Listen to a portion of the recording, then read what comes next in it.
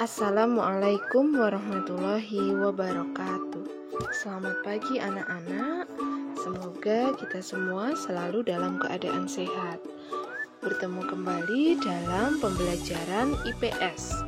Hari ini kita akan mulai mempelajari tema 3. Materi yang akan kita bahas yaitu tentang interaksi sosial.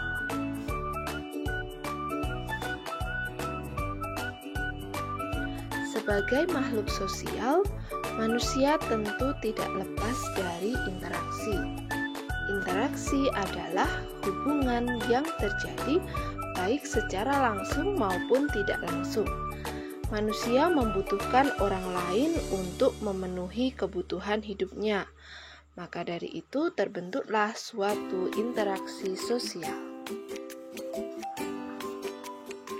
Interaksi sosial merupakan hubungan sosial yang menyangkut hubungan antar individu, individu dengan kelompok, atau kelompok dengan kelompok.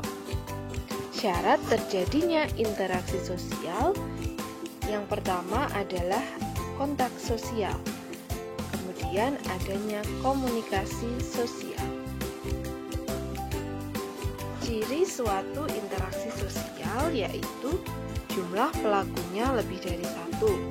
Terjadi komunikasi antara pelaku dan kontak sosial.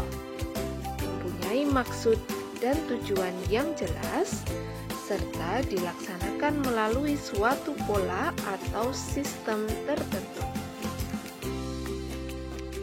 Seiring perkembangan teknologi, kontak dan komunikasi bisa dilakukan meskipun jarak jauh. Apalagi di masa sekarang ini, kita sedang mengalami masa pandemi COVID-19. Tentu interaksi sosial yang terjadi banyak dibatasi sehingga tidak mungkin dilakukan secara langsung. Muncullah media untuk melakukan komunikasi jarak jauh, misalnya melalui telepon seluler.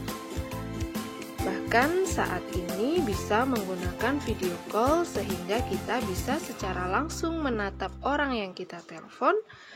Kemudian kita juga bisa melakukan komunikasi jarak jauh melalui beberapa aplikasi seperti Zoom maupun Google Meet.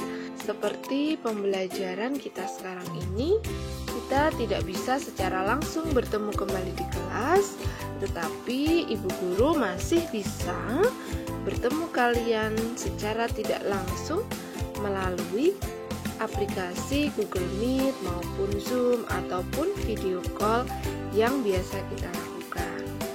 Jadi kondisi saat ini interaksi sosial tidak hanya terjadi secara langsung ya, tapi bisa juga terjadi dengan jarak jauh. Mari kita perhatikan gambar berikut. Ini adalah contoh interaksi yang terjadi antara dokter dengan pasien. Interaksi yang terjadi ini termasuk interaksi antar individu. Selanjutnya adalah gambar interaksi yang terjadi di sekolah. Berikut adalah contoh kegiatan pembelajaran yang dulu kita laksanakan di kelas. Di sini terjadi interaksi antara guru dengan siswa, seperti yang kalian lihat di gambar atau seperti yang sudah pernah kita lakukan dulu di kelas, termasuk interaksi antara individu dengan kelompok. Yang dimaksud adalah individu di sini gurunya, sedangkan kelompok itu adalah siswanya. Ini adalah gambar sekelompok anak yang sedang bermain sepak bola di lapangan. Mungkin kalian juga sering melakukan kegiatan ini di rumah maupun dulu ketika di sekolah. Tanpa kalian sadari, kalian sudah melakukan interaksi bersama dengan teman-teman. Interaksi ini termasuk interaksi antar kelompok. selain berinteraksi dengan sesama, manusia juga melakukan interaksi dengan lingkungannya. Interaksi manusia dengan lingkungan merupakan interaksi yang terbentuk secara alami. Contoh interaksi manusia dengan lingkungan adalah kegiatan menanam pohon. Kegiatan ini membawa dampak positif bagi lingkungan, terutama untuk penghijauan. Kemudian kegiatan nelayan yang sedang mencari ikan, tentu tujuannya adalah untuk memperoleh penghasilan. Selanjutnya adalah kegiatan membuang sampah pada tempatnya. Kegiatan ini juga membawa dampak positif bagi lingkungan, yaitu terciptanya lingkungan yang bersih dan kebiasaan baik untuk selalu bisa membuang sampah pada tempatnya. Baiklah anak-anak, demikian penjelasan mengenai contoh interaksi sosial yang terjadi di lingkungan sekitar kita. Sebagai penugasan, setelah menyimak video pembelajaran berikut, silahkan anak-anak menuliskan minimal 3 poin penting yang kalian dapatkan dari pembelajaran hari ini.